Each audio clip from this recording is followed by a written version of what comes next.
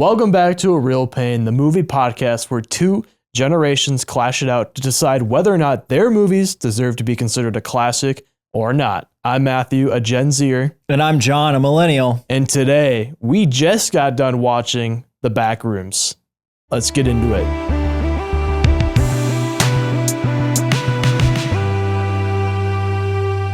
Is it called The Backrooms or is it just Backrooms? I think the movie is just Backrooms. Okay. Yeah. But, I mean, you add a the to anything, that's pretty awesome. Except for Facebook. Yeah, I was going to say, don't tell Mark Zuckerberg. Don't tell Marky Mark that. Marky Mark, jeez. Oh, man. Yeah, so we just got back from the movie theaters, so we are fresh off of watching Backrooms, and I feel icky. I don't feel great. Yeah, I feel... And I mean that in the best possible way. Yes, very well done. You're supposed to feel like that afterwards. But I think the best way to describe how I'm feeling right now is... Ugh. Agree. And it doesn't help that we walked out of the movie theater and it's in a mall. There's a section of the mall. We'll put it on the screen so you can see it, but it looked like the set of Backrooms. Yeah, there's like nothing on the walls, on the sides, and then it's just cut off with cardboard halfway through the hallway. It looks so creepy. Well, and I think that that's part of what makes this movie appealing is the director really tapped into, I feel like, something that we know about and like think about, but we're not maybe Yeah, it's almost like a natural fear that it's just instilled in us, but we can't like quite put a word on it or a finger on it. Yeah. One might say it's like trying to describe a dog to someone who's never seen a dog before. Yep. And that's a line. Yeah. Spoilers. I will try not to spoil too much because I feel like this movie is really a good jumping off point into the Backrooms lore. I'm going to try not to steal too many of your fun facts, so I'll keep it kind of bare minimum. But Kane Parsons, the director of this, started out making YouTube videos, which honestly, like for a teenager making YouTube videos, they're incredibly well produced. They're kind of like found footage films. And A24 is like, yeah, let's make a movie out of this. And I felt like we just had to see it because it's having its moment right now. And the fact that he's younger than me, like this is like the epitome of like Gen Z horror right now. Yeah. So I was like, gotta make John watch this movie while it's in movie theaters. Oh yeah, for sure. We were sitting in the back of the theater too, so we could see the most amount of the room. Yep.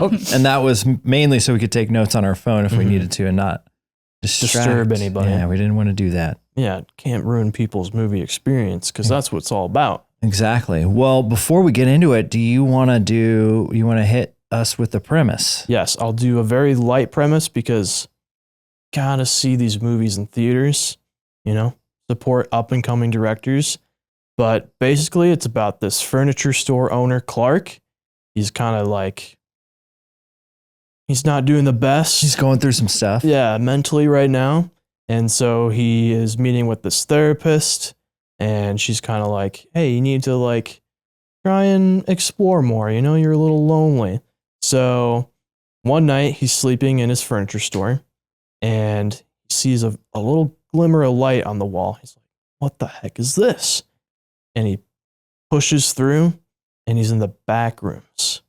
So the whole movie is him trying to explore like, what is this place? Why is it here? Am I going crazy? That kind of stuff. And it definitely unravels from there. Yeah, so for sure. Yeah, we're going to talk about spoilers past this. So this is your one warning. Yeah, exactly. Because it's going to get spoiler heavy for sure. Well, this is not even in spoiler territory, but like the director does such a great job of letting you figure out in real time as the characters are figuring it out. And it's never over explained for sure. And so I think that that's part of where like the scary part comes from is like, I feel like normally in a scary movie, it's like, don't go in there. Mhm. And then, that kind of thing. Yeah, but Clark doesn't give a toot. He's just walking around like nobody's business. Oh, yeah. Well, and just even because there's the long sequence of Clark walking in. At one point, I'm like, I would already be lost at this point. For sure. Like, there's no way. And I think that's part of the scary thing, too, is not being able to find your way back into the real world. I just, so scary. Mazes, boo. I don't like them. 0 out of 10. 0 out of 10. Don't put me in a maze. Okay. Well, before we get into it, should we do our initial ratings here? Let's do initial ratings. Remind me, this is the second time that you've seen this movie? Yeah, this is my second watch. And it still made me feel really weird. All right, I'll go first. Here's my rating. Boom. All right, good. Okay. Here is mine. I'm setting it down, and we are locked in. Okay. All right. Since it was your movie pick, Yes, thank you. can I guess your favorite scene? Yeah, I'm very curious what you think my favorite scene is. I honestly don't even know where to start. So much going on in this Yeah, there's a movie. lot. I would maybe, because we do video for a living, I'm gonna maybe guess that it was the use of a VHS camcorder was your favorite part. The opening scene is a character that we don't ever really get to know, but it's somebody that's exploring the back rooms that gets taken out, and it's like a oneer, which is the term for one long continuous shot. Yep. Everybody's like, we knew what a oneer was. I can guarantee you, my mom who tunes into the pod did not know what a oneer was. So, Mom, that's what a oneer is. The VHS oneer in the beginning, I was like, this is amazing. And so like, I grew up on like the Blair Witch Project, which, have you seen that at all? I've seen the new version that they did in like 2017, 18, I think. Okay, I have not seen that one. So I don't know. I have to swap. Okay. Swap Blair Witch. So I'm used to like the camcorder horror movie, but this one, it was just done a little, I feel like a little bit better in terms of like the sound design on this movie was really well done. Yes, for sure. And so you can like, I almost feel like you can hear, this is going to make me sound so dumb because what I'm saying doesn't make sense, but it was almost like it was adding another sense. No, for sure. I to the completely experience. agree. Like when you're in the back rooms, there's that slight noise of just like the hum, like the white noise. It's just, but it's done in a way that it's eerie. It's just the sound design is so well done in this movie for sure. But even like when the opening character, like he opens a duffel bag and he's like frantically trying to get something out, and then he like hides his bag. Like you hear all of that. Normally I feel like those sounds are kind of in the background. Sure. And this, like, I almost feel like the sound was its own character. Yeah. It feels like you're in the room with them. Which Yeah. I really appreciated. Yeah. I enjoyed all the found footage scenes for sure. I liked that the whole movie wasn't just that too. They switched between like POVs. I feel like if this movie was just done in a found footage way or like design, I guess, it might have gotten a little annoying, honestly. But the fact that they include that because that's what the original series was, but then they switch to different, like you see, where is Clark in position in the room, and then it switches to almost like a first person POV. I just thought that was really well done. Yeah, 1000%. So, yeah. All right. So, was that your Yeah. Okay. No, I really enjoyed the found footage scenes. All right. Yes. And they did it in a way that it never got like too much, and I really appreciated that. Yeah. So, John, as people might know, we make commercials here at Storyline Multimedia. Yes, we do. I feel like your favorite scenes 1000%. I already know what you're going to say. was anytime there were like the really goofy TV commercials. Absolutely. Yeah. Yep. I think they had a lot of fun making those. Mhm. And it's just because, Clark has a furniture store. And so like one of the scenes is him recording it with his employees. And I think Bobby's the character that Has the camcorder. Yeah, that has the camcorder. He's the one that's like making the commercial and just the pirate aspect of it. You know who Rhett and Link are? Mhm. Oh yeah. So like Internet in their classics. So in their early days of YouTube, they had a show where they would They used to make really goofy commercials for people, right? Yeah, and they would go out and make just the most ridiculous fake TV commercials. Mhm. And that's I love that stuff. I love it. It's like its own genre. Yeah. Like Absolutely. No, those are so, I mean, this is a pretty heavy movie, I would say, especially towards the end. So just having those little pieces of levity during a very heavy movie was appreciated for sure. I also appreciated the fact that you see Clark, he's like putting on this character as like a pirate, and then he goes back to back to like running a business and like the stress of running a business. Mhm. And I'm like, the amount of times like we just work with people that do that. And like we've shot promos for our own business, and it's like you just put on a face and you're like, hey, like come on down. And then afterwards it's like, all right, I got to check my email. That's so funny too, because right after we get that scene of him doing that commercial in the pirate suit, he's in his like actual office with all the papers and all of his late dues and stuff like that. The way that it's shot is the room is super large, but he's very tiny in it. And I bet that's like how he actually feels, is very small and like not like worthy, I guess. The camera work in this movie was also it's just so good. So, John, would you say you were scared during this movie?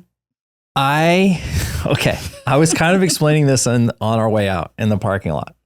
So a lot of times people say like, wow, that movie was a roller coaster. Mm-hmm. And I have never, not once, felt like that movie was a roller coaster.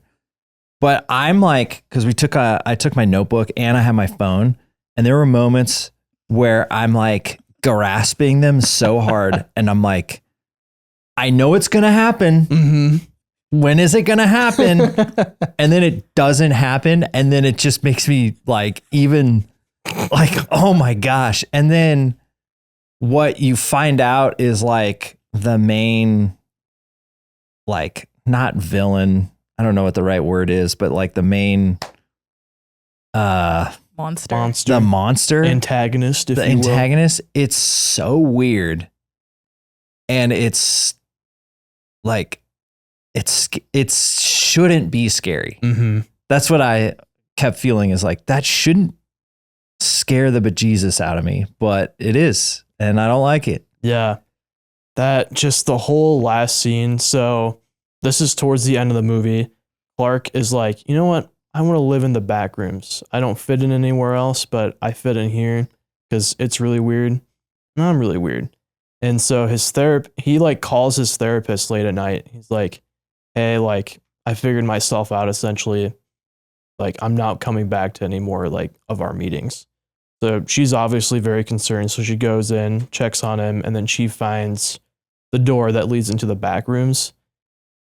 And I feel like this is such a cool flip that it does, because up until that point, we're kind of following Clark, and he's like our protagonist, like the main character.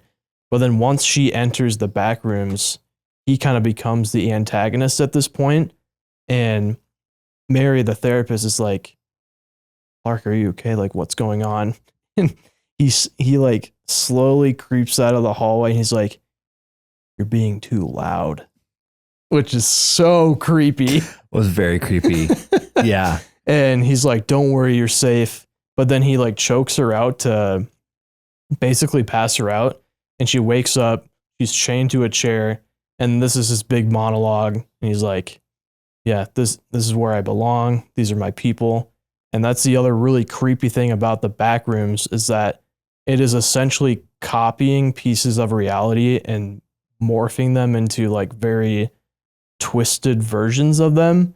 And so there's different copies of just really random people also in that room with them. But then I don't know if you caught this, but in the very beginning of the movie, when he's sleeping in the furniture store because he got kicked out of his house, there's a picture of him and his wife. Yeah, I noticed that especially because you pulled out your phone and you wrote something down. Oh, shoot. I'm like, oh, I bet I need to know this. I mean, I would have thought that anyways, but I picked up on the red hair.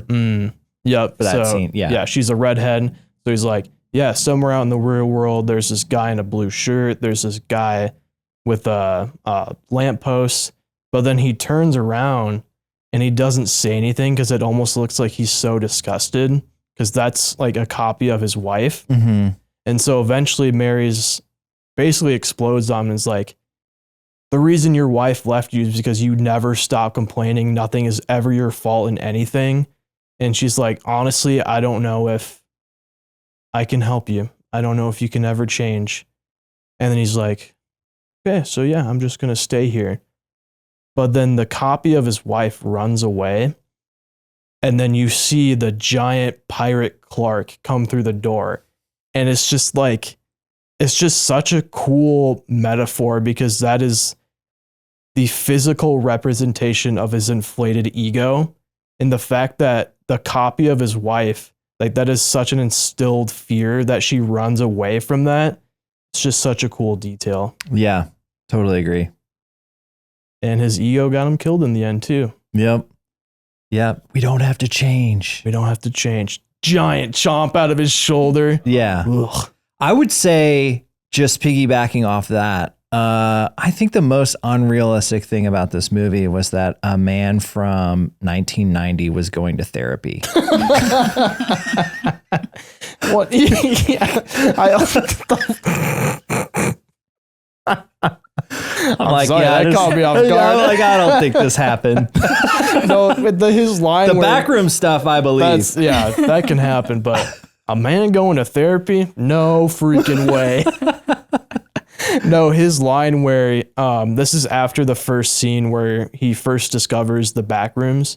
He comes back to tell Mary about it, and he just goes, "You have a really bad poker face for a shrink." That was very believable because I don't think you're supposed to say shrink anymore. Oh, are you not? I mean, maybe not. I don't think it's so. Yeah, it's not very professional. I didn't get the memo. I'm sorry. Yeah, join the club, man. You can't say the SH word. Shrink. Canceled. No, on my own podcast. Yep. Sorry. Man, yeah. The music also in this movie, so eerie. Like, just the theme track keeps playing over in my head now, especially now watching it a second time. Just makes you feel so weird. Yeah. Everything about it seems like all departments were dialed in. 100%. All right. Should I guess your least favorite scene? Yeah. What do you think it is? So, to set up the scene a little bit, in the beginning, Clark is in the office with the psychiatrist, Mary, and they're doing this exercise. So, fast forward, they're in the back rooms together, and it's basically they're having the same conversation. And Clark is explaining the weird people that are in the room with him. Yeah, the weird copies. The weird copies. And he's explaining like these are like what we referenced earlier of like somebody trying to explain a dog and then having them draw it. He was like, yeah, and you can eat them too. And like starts pulling pieces off. I think that was your least favorite part. It definitely made me feel really gross for sure. But I mean, that's also the point of it. Yeah. I think he's just so completely lost it at this point that I thought that really amplified that. So I thought it was pretty well done. Oh, I think it was well done. I'm honestly feel like I'm grasping for straws here because I think that you enjoyed the whole movie. That's fair. Hence, you saw it, then picked it, and saw it a second time. So no, there's honestly like two very small things that I was like, what? One of them was, and this isn't just a man's perspective. Rachel said the same exact thing when we Okay. watched it in theaters. So this is when Mary comes to the furniture store to check in on Clark, and she's about to go into the back rooms. Her hair is tied up in a pony, and then before she goes in, she takes it out. Like, why did she need to put her hair down to go into the back rooms? So the wind. The wind. The wind. Just like, what was the point of that? Yeah, I guess that doesn't make sense. I didn't catch that at all. Oh, really? So, yeah. Interesting. And then It's probably grabbing. just and then I would say my number one thing is and this is one of those things where I don't really know what else you're supposed to do at this point. I don't know how you make it better, but it's the scene right before Clark brings his 2 employees into the back rooms, and he goes through the door and they're like, what the heck? Like, what's going on? And I don't know. It's just, I feel like it's hard to act surprised. And that's the only part that kind of took me out, because I'm just imagining them just going like, what's going on? Like, where did he go? But I don't know how you fix that either. I just think it was here's my perspective on that. I think it was just they said too much. Because the entire movie is hinged on them not saying anything or like even hinting really at like what's going on. Sure. They're trying to let you figure everything out. So all of a sudden you have this scene where they're just saying over and over again, like, what? How, where are you? Yeah. And so I just think they could have just cut a little bit out of that, because I kind of feel like if you put yourself in that perspective, you're either going in or you're not. For sure. And so I don't know if you would have like that long of a conversation. Like, I mean, because in. Bobby, the cameraman, he wants to go in. Kat's saying don't. So I understand that there's a little bit of dialogue there. Sure. But I think if my partner walked through the wall, I would be like, can you see anything? And then I would probably go in. Yeah. I feel like as soon as Clark would in, I feel like Bobby would have been like, no way, where'd he go? And then he would have just went straight in, because he was pretty into it. Yeah. Yeah. So, but again, yeah, it's nitpicking at this point. Grasping at straws. Yeah. So honestly, I feel like your least favorite scene was also, just because we are truly grasping at stuff here, was when he just reached into his stomach. I didn't care for that. Yeah. But it was gross. I get it.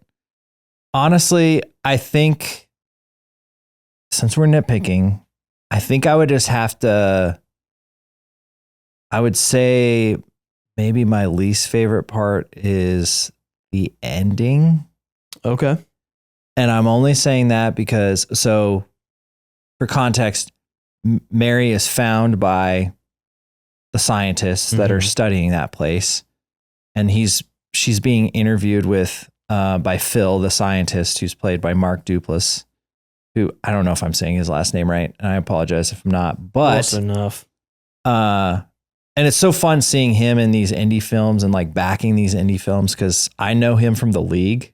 Like, oh, so I watched. did not know he was in that. Yeah, I watched all of The League. So my first introduction to him is like slapstick comedy, basically, and so like for him to be in these is like super fun. Anyways, but Phil's asking her all these questions, and then it cuts to a back room that's similar to the like where they were being interviewed, and it's just one of those weird clone memory things of Mary. And I just wanted more, and I think that was the point. Yeah. So this isn't a bad, like, I don't have a least favorite scene. Sure. I think I just, like, I'm probably going to think about it the rest of the evening. Yep. Probably into tomorrow. Because I was like, are these memories from people from the real world? Like, I don't know. You're so curious with like how vast the whole space is. Absolutely. Yeah. And that's what I was kind of saying in the beginning too, I think it purposely leaves you wanting to know more. I think this movie really is a good jumping off point for people who haven't watched the Backrooms series on YouTube yet. I don't want to give away too much, but essentially Async, the company that Phil works for, they accidentally created the Backrooms, but they don't have control over it. And I don't want to say anything else. Gotcha. You want to actually explore more. Okay. Yeah. Cause my thought at the end, and I think just in our conversations might have been disproven a little bit, but I was almost thinking that it was the company's, like their employees remembering people from the real world. And the only reason I thought that was because there's a very specific scene where they show Phil the scientist looking at Clark on the security camera. Sure. So Phil knows who that is. Fast forward like a little bit halfway through the movie, I think. And then Phil is at home and he's watching TV and sees the pirate commercial. Mm-hmm. And then that's what ends up being the like monster thing. So there was a moment where I'm like, did Phil create that? Oh, interesting. That would have been cool. So, and then what I thought about was at the end, Phil's talking to Mary, and then it cuts to a scene where Mary, there's like a weird clone thing of her. So I'm like, oh, so I'm not saying definitively that I believe that, but I'm like, oh, did Phil have something to do with creating those things? Do you want an answer? Yes, I do. So it's all the Backrooms. So like the Backrooms is essentially a separate dimension that is just copying ours. So Async has no control over it at all. Got it. Yeah. Can I add on to that? Yes. Yeah. So theoretically too, these creatures are created due to the memories of the people who have entered the Backrooms. Yeah. Got So it. it's not Phil doing it or Async. It's whatever enters it. Yeah. Okay. Got it. And they, in IMDb, they're saying that the way the Backrooms like work to replicate the human beings is kind of like how AI also creates like weird looking like. I kind of was human wondering beings. about that. Yep. Yeah. AI, creepy guys. Boo. Yeah, I don't think we're fans over here. As never mind. Media company? Yeah. You could say it, dude. Never mind. I don't want to get into it. All right. Don't even get me started. Okay. Well, was there anything else that was like worth noting? I'm just glancing at my notes here. Yeah, I would say I just appreciated the very first sequence of when he is exploring the Backrooms. It feels like you're exploring it with him for the first time. I just appreciated that they had those first person POVs, so it felt like you were in the space yourself. I just thought that was so cool. Yeah. The opening scene where it shows Mary in front of her house getting destroyed, because you are kind of learning about Mary and her childhood. There is a part where she starts narrating over top, and I'm like, I don't like this. And then because it's like a reflection thing, and I'm like, I don't even know who this is. Why is she reflecting?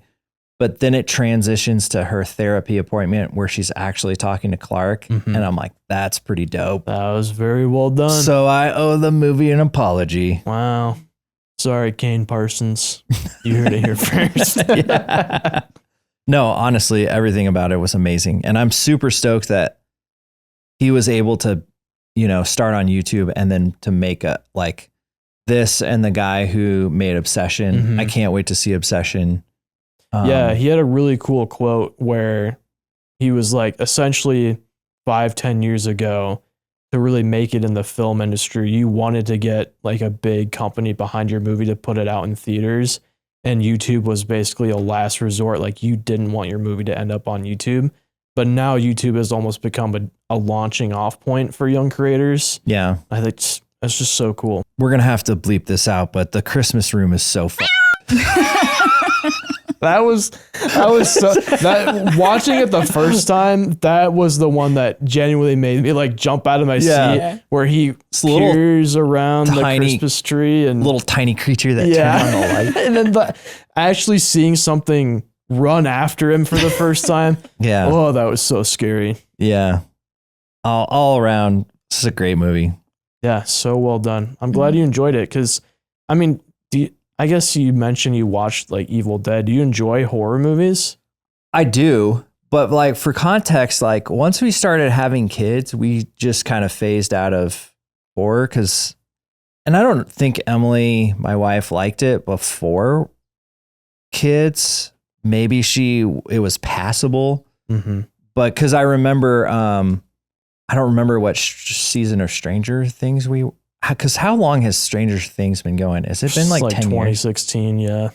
Okay, so 10 years. So we were maybe in the middle of season 2 or 3 because my daughter's going to turn 8. Okay. Yeah, probably. Yeah. So somewhere in season 2 or 3, Emily was like, I don't want to watch this. And so I'm like, I don't. Okay. And so I finished season 3 and so I haven't been watching like a ton of horror. If it gets a lot of hype, I'll check it out but I have to like wait till bedtime, like after everybody's asleep. So like fair. I've seen like A Quiet Place. I think I've seen the second one. But like, dude, have you seen any of the Saw movies? No, I haven't. Okay. That might be my next pick. Oh boy, that's scary. The first one. And we'll see. We'll let me think about it. Okay. But yeah, so like me and my friends would always go, we would see all of those movies. You know, the Jason movies, were always campy. Like those were always like super cheesy and like they really leaned into that. The Freddy Krueger movies. Yeah. So like I don't mind it, but it's just been so long.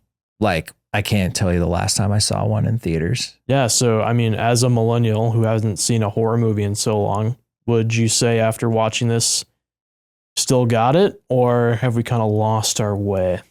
No, it's amazing. Okay. Like and honestly, one of the things that I thought about the entire movie was this would make a sick video game. Yes. There are a lot of Backrooms video games. Are there really? Oh yeah. Like fan made or? Both. Okay. Yeah. Okay. Yeah. Cause so like when I was growing up, I had a PlayStation and I played all of the Resident Evil games.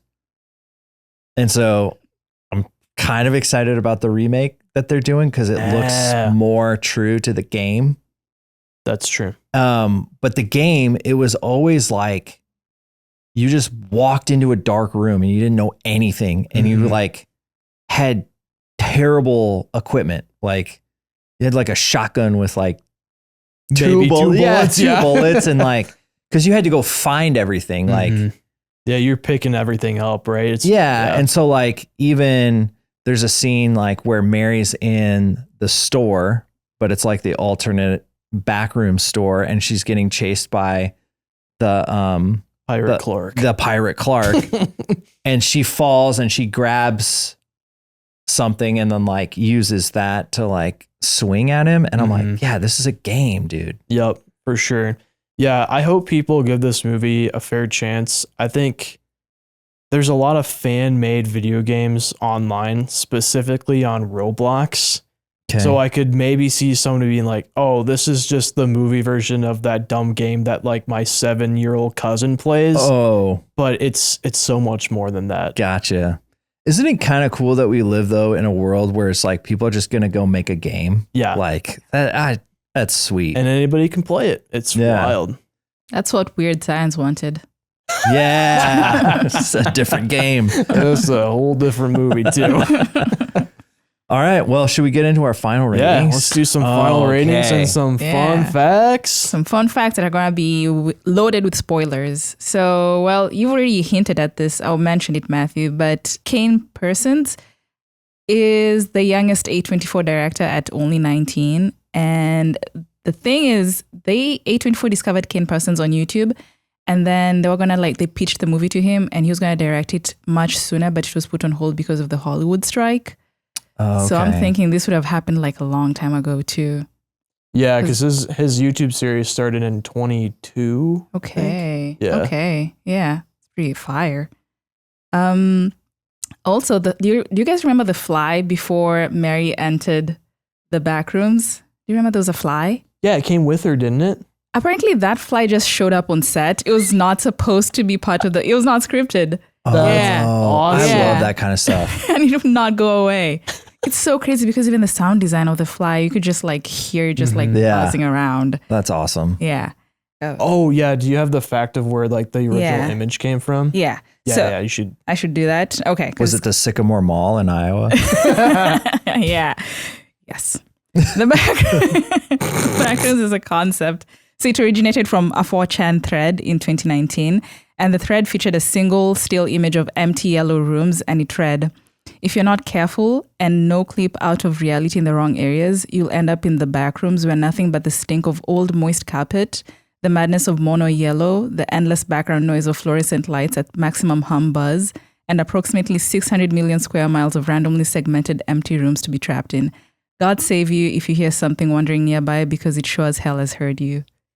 That's crazy. And do you know where Chills. the true original image came from? No. A furniture store in Wisconsin. Oh, you guys have to visit that. Yeah, we gotta Yeah. go. Road Yeah. trip. Road trip. Oh my gosh.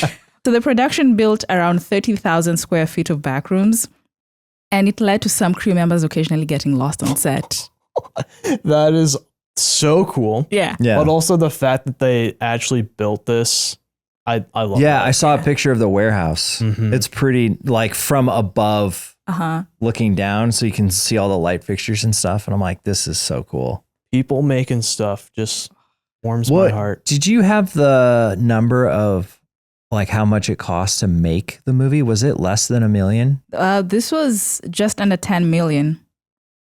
Oh, okay. That Yeah. makes sense. Cause there were parts where I'm like, I don't even know just from the sets how you would do this. For sure. So Yeah. And I think the guy that played Clark is a pretty yeah, he's up and coming for Yeah. sure. Yeah. All right. Final score. Final scores 3, 2, 1. Oh. 8.5. What's the plus for? I'll get into it. but Okay. yeah. Matthew did a 9.25. Yeah, it's so close to perfection. Just, a couple little nitpicks here and there, and I think it could have been. Yeah. Holy moly. Oh, what a apparently movie. this is a cross. I meant to be a plus. So yeah. So I'm going to explain the plus. Okay, let's hear it. I think that this was a perfect movie. Wow. However, I don't want to watch it again.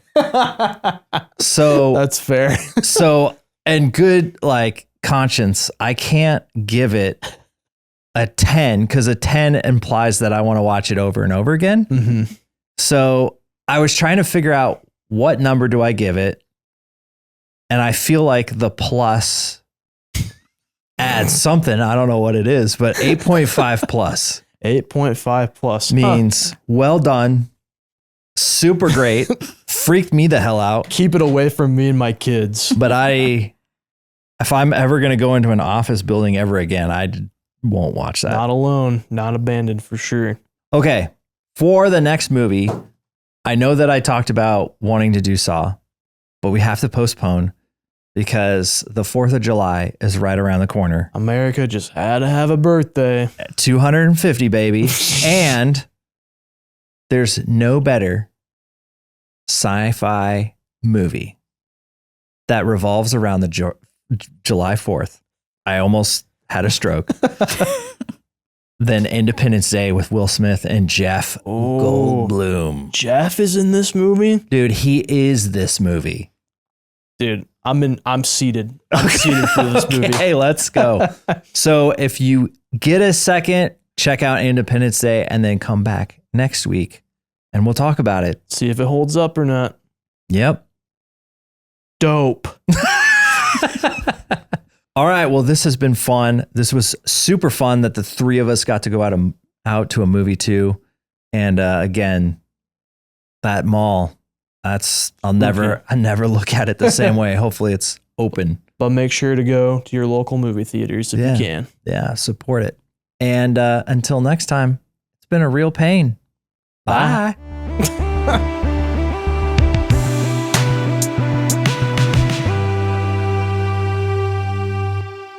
This episode was brought to you by Storyline Multimedia, and special thanks to Matthew Purcell for making and producing our theme song.